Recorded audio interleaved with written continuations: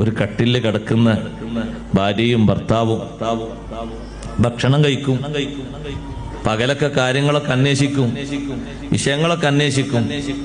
രാത്രി കയറിയാൽ ഒരാൾ വലത്തോട്ടും ഒരാൾ ഇടത്തോട്ടും.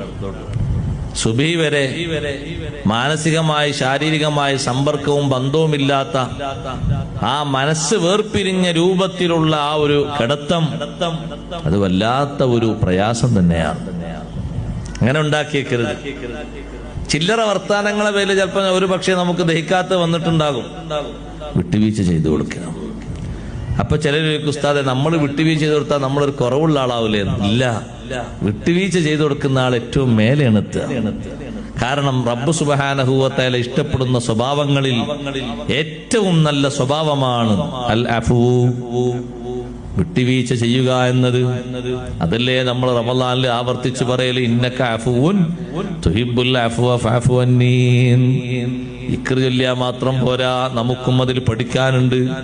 പടച്ചോനെ, നിനക്കതാണ് ഇഷ്ടമെങ്കിൽ എനിക്കും അത് തന്നെയാണ് ഇഷ്ടം. ഞാനും വിട്ടുവീഴ്ച ചെയ്യുന്നുണ്ട്, എനിക്കും നീ മാപ്പാക്കി തരണം. ഞാൻ അറിയാത്ത വൈകല്യങ്ങൾ, സമൂഹം അറിയാത്തത് എന്നിലുണ്ട്, അത് മുന്നിലോട്ട് വെച്ച് എന്നെ നീ വഷളാക്കരുത്, മാപ്പാക്കി തരണം.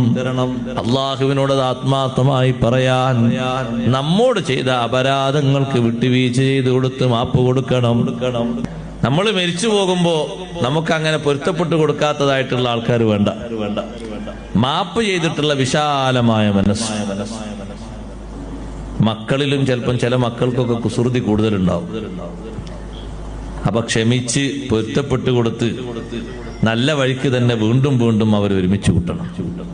ആക്ഷേപത്തിന്റെ ദ്വാകൾ ചുരിഞ്ഞുകൊണ്ട് അവരെ പുറത്താക്കരുത്. എല്ലാവരും ഒരേ രൂപത്തിലാകൂലല്ലോ. കുട്ടികൾ, ഒരാൾക്ക് 5 കുട്ടികൾ ഉണ്ടായി, 4 കുട്ടികൾ നല്ല മട്ടേന്ന്, 1 കുറച്ച് കുസൃതി കൂടി, അങ്ങനെയാ വന്നതെങ്കിൽ സബൂർ ചെയ്ത് അഫൂ ചെയ്ത് ആ കുട്ടിയോടൊപ്പം ഒത്താശ ചെയ്ത് ഉപദേശിച്ച് എന്നെ നന്നാക്കണം. ആക്ഷേപത്തിന്റെയും ശാപത്തിന്റെയും ഇടങ്ങേറിന്റെയും പ്രാർത്ഥന പറഞ്ഞ് അതിനെ കേടാക്കാൻ പാടില്ല. കുറച്ച് കുറ്റക്കേട് കൂടിപ്പോയിട്ട് അങ്ങനെ ചെയ്യാൻ പാടില്ല. വിട്ടുവീഴ്ച ചെയ്തു കൊടുത്ത് വീണ്ടും വീണ്ടും കൂടെ കൂട്ടിയിട്ട് ഉപദേശിച്ച് നന്നാക്കണം. ചില്ലറ വൈകല്യങ്ങളൊക്കെ സംഭവിച്ചേക്കും, ഉപദേശിച്ച് മാപ്പ് ചെയ്ത് നന്നാക്കണം. എല്ലാ രംഗങ്ങളിലും വേണ്ടൊരു വിഷയമാണ് തഅഫൂ അമ്മൻ ളലമക്. അന്യായം ചെയ്തവരോട്, പറഞ്ഞവരോട് മാപ്പ് ചെയ്തേക്കണം. അത് സമൂഹത്തിന്റെ വിവിധ ഭാഗങ്ങളിൽ അങ്ങനെയുണ്ട്. ആ ഭാഗങ്ങളിലുള്ള ആളുകൾക്കൊക്കെ മാപ്പ് കൊടുക്കണം. സ്വന്തക്കാർക്ക് പ്രത്യേകിച്ച്, കുടുംബക്കാർക്ക് പ്രത്യേകിച്ച്, അയൽക്കാർക്ക് പ്രത്യേകിച്ച് മാപ്പ് ചെയ്തു കൊടുക്കണം.